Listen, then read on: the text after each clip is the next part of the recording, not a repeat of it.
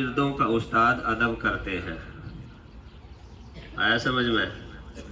अब तो शागिर्दों का उस्ताद अदब करते हैं। सुनते हैं हम कभी शागिर्द अदब करते थे। शेर समझ में आ गया? यानी किसी ज़माने में शागिर्द असातिज़ा का बेइंतहा अदब करते थे, लेकिन अब इसके बिल्कुल उल्टा है कि उस्ताद ही तलबा का और शागिर्दों का अदब करते हैं। ज़माना बिल्कुल उल्टी चाल चल गया। बैठ जाए, आप भी अगर थक जाए तो बैठ जाना कहीं को। उस्ताद फारसी ज़बान का लफ्ज़ है जिसके माना सिखाने वाला, मुअल्लिम और रहनुमा के हैं। ऐसा शख्स जो किसी फ़न में कामिल हो तो उसे किसे क्या कहते हैं? उसको कहते हैं उस्ताद। जब हमारी समातों के पर्दों से ये लफ्ज़ टकराता है तो हमारे सामने हमारे उस्ताद का चेहरा घूम जाता है। जैसे ही ये लफ्ज़ आएगा कि उस्ताद, तो आपके जहन में फ़ौरन किसकी तस्वीर आएगी? किसी घोड़े की, गधे की, या उस्ताद की? दरसगाह में बैठने वाला उस्ताद। अभी ज़्यादा वक्त नहीं गुजरा, इस हस्ती की माँ बाप की तरह इज्जत की जाती थी। किसकी? अरे बोलो, जुमला पूरा करो। उस्ताद की। कुछ अरसा पहले यानी जिस तरीके से औलाद अपने माँ बाप की इज्जत करती है, अब से कुछ साल पहले, कुछ पहले, एक अशरा पहले तक जिस तरीके से माँ बाप की इज्जत की जाती है, तलबा उस्ताद की इज्जत करते थे।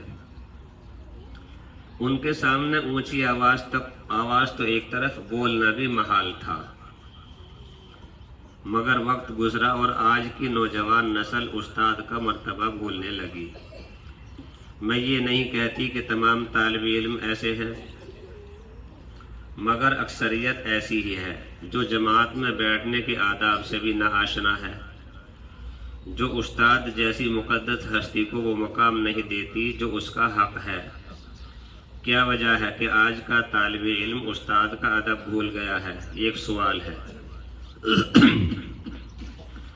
जहाँ किसी बात पर इख्तिलाफ हो जाए तो ऊंची आवाज़ से बात करना और तेज़ नज़रों से उस्ताद को देखना, पीठ पीछे उसके मुख्तलिफ नाम रखना, क्या ये अदब है? अफसोस आज की नौजवान नस्ल इस बात को संजीदगी से नहीं लेती।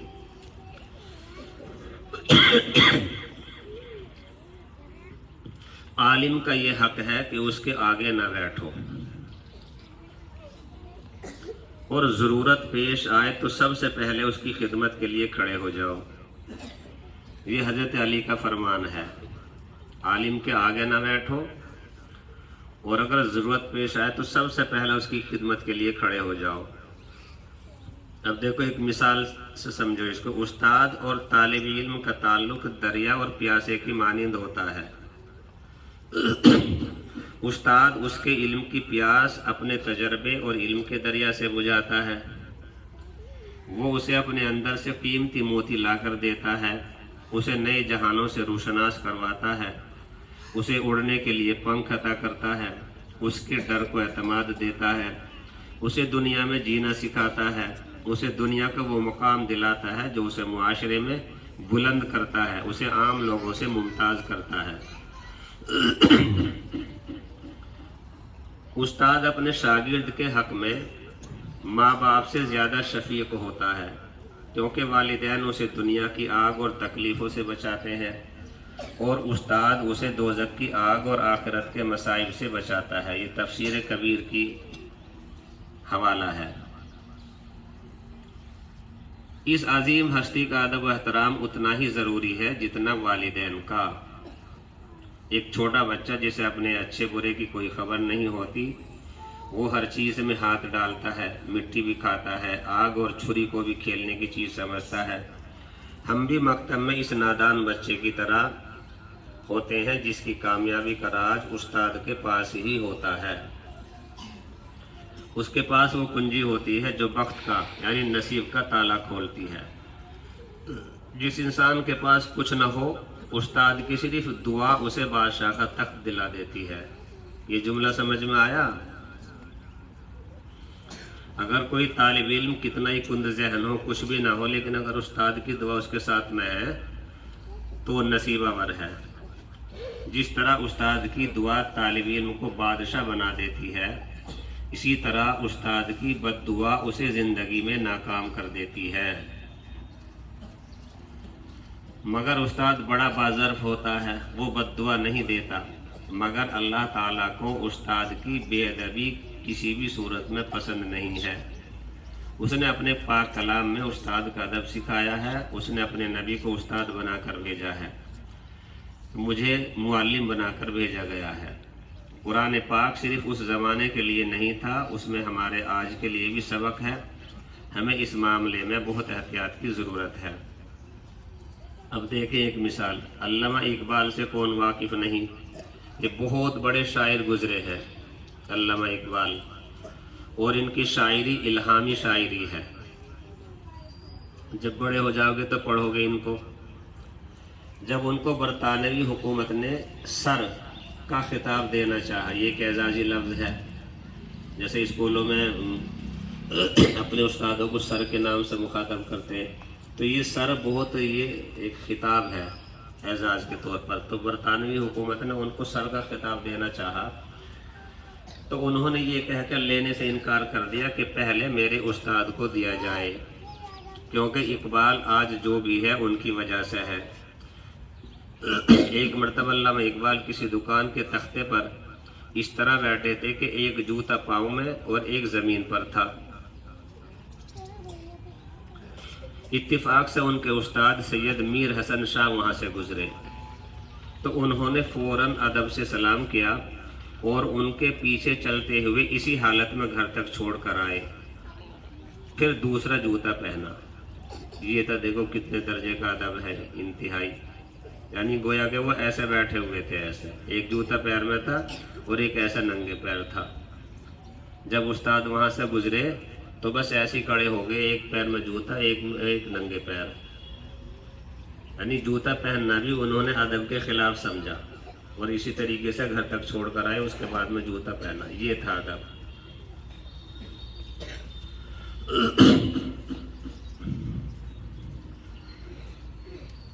جس نے جو کچھ پایا ادب اور احترام کرنے کے سبب ہی پایا، اور جو کچھ کھویا ادب و احترام نہ کرنے کے سبب ہی کھویا ہے۔ استاد زندگی کی کہانی کا وہ کردار ہوتا ہے جو اسے ہاتھ پکڑ کر کامیابی تک لے جاتا ہے، جو طالب علم کی کامیابی پر ایسے خوشی مناتا ہے جیسے اس کی اپنی کامیابی ہو۔ وہ موسم بہار کی طرح ہوتا ہے جو طالب علم کی شخصیت سے خزاں اور مایوسی کے بادل بھگا دیتا ہے۔ یہ مہر تاباں سے کوئی کہہ دے کہ اپنی کرنوں کو گن کے رکھ لے، میں اپنے صحرا کے ذرے ذرے کو خود چمکنا سکھا رہا ہوں، اور استاد بدلے میں کیا چاہتا ہے؟ کچھ بھی نہیں۔ آپ کی کامیابی ہی اس کا انعام ہوتی ہے۔ وہ اتنے بڑے دل کا مالک ہوتا ہے، وہ آپ کو کامیابی تک پہنچا کر پلٹ آتا ہے، وہ آپ کی کامیابی کا کریڈٹ خود بھی نہیں لیتا۔ کیا اس شخص کا اتنا بھی حق نہیں کہ ہم اس کا ادب کریں؟ نبی کریم صلی اللہ علیہ وسلم کا فرمان مبارک ہے کہ جس سے علم سیکھتے ہو اس کے ساتھ ادب تواضع سے پیش آؤ۔ دوسرے ممالک میں اساتذہ کو سب سے زیادہ مراعات اور عزت حاصل ہے، اور ہمارے ملک میں سب سے کم تنخواہ بیچارے استاد کی ہوتی ہے، لیکن یہ چہرے پر بغیر کسی شکن کے اپنا فرض ادا کرتا ہے۔ ایک وہ دور جب بڑے بڑے اکابرین اور بزرگوں نے اپنے اساتذہ کے ادب کی مثال قائم کی۔ امام شافعی رحمۃ اللہ علیہ فرماتے ہیں کہ میں ادب کی وجہ سے کتاب کا ورق بھی آہستہ پلٹتا تھا کہ اس کی وجہ سے میرے استاد کو تکلیف نہ ہو۔ اور ان کے شاگرد امام ربیع کی بھی بات ملاحظہ کریں، وہ فرماتے ہیں کہ مجھے اپنے استاد امام شافعی رحمۃ اللہ علیہ کے ادب کی وجہ سے کبھی بھی ان کے سامنے پانی پینے کی جرأت بھی نہ ہوئی۔ استاد کے سامنے کبھی پانی پینے کی بھی جرأت نہ ہوئی۔ ہمارے اسلاف اتنے باوقار تھے کہ ادب کی وجہ سے اپنے استاد کا نام بھی نہیں لیتے تھے۔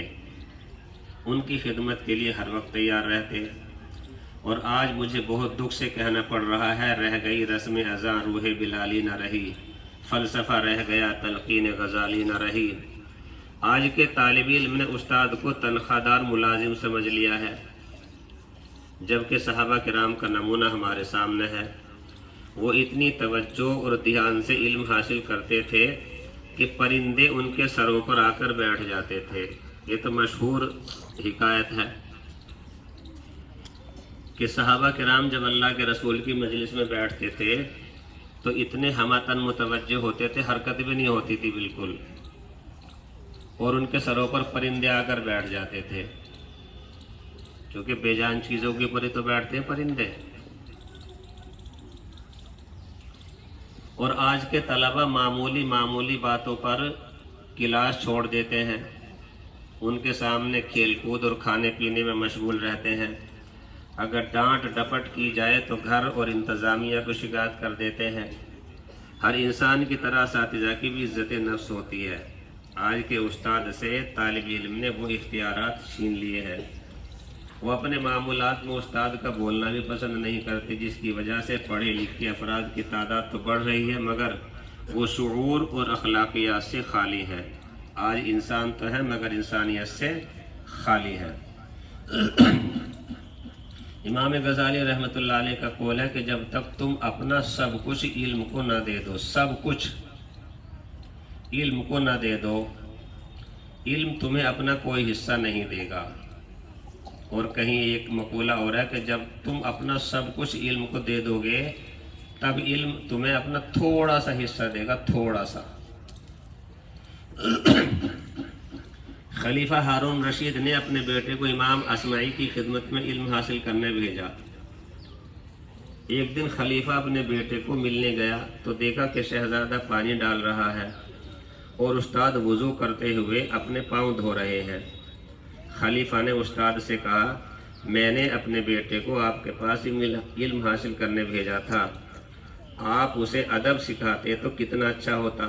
استاد نے فرمایا کہ پانی ڈال تو رہا ہے۔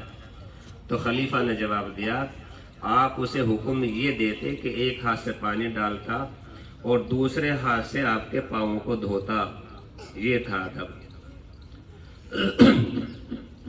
یہ ایک انگریز کی کہاوت ہے، ہنری کہتا ہے کہ معلم فروغ علم کا ذریعہ ہے، لیکن اس کے علم سے فائدہ وہ نیک بخت بچے اٹھاتے ہیں جن کے سینے ادب و احترام سے مالا مال ہوتا ہے۔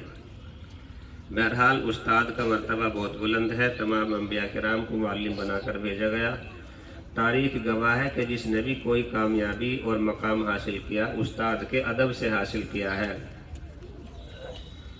اب ضرورت اس بات کی ہے کہ والدین، میڈیا اور اساتذہ خود طالب علموں کو اس تعلق کی نوعیت سمجھائیں، بتائیں کہ ایسے ہی نبی پاک صلی اللہ علیہ وسلم نے استاد کو روحانی باپ کا درجہ نہیں دے دیا۔ وہ کوئی عام ہستی نہیں ہے، وہ اچھے مستقبل کے ضامن ہیں، ان کی عزت ماں باپ کی طرح کریں۔ وہ قوم ترقی نہیں کر سکتی جس کے اساتذہ کا ادب نہ کیا جاتا ہو۔ ان کو اسلاف کے واقعات سنائے جائیں۔ جس طرح ایک ریاست کا سوال حکمراں سے ہوگا، اسی طرح استاد کا ادب نہ سکھانے کا سوال والدین سے بھی ہوگا۔ استاد بادشاہ نہیں ہے مگر اپنے طالب علموں کو بادشاہ ضرور بنا دیتا ہے۔ آ گیا سمجھ میں آپ کے لوگوں کو استاد کا ادب اور مقام اور مرتبہ؟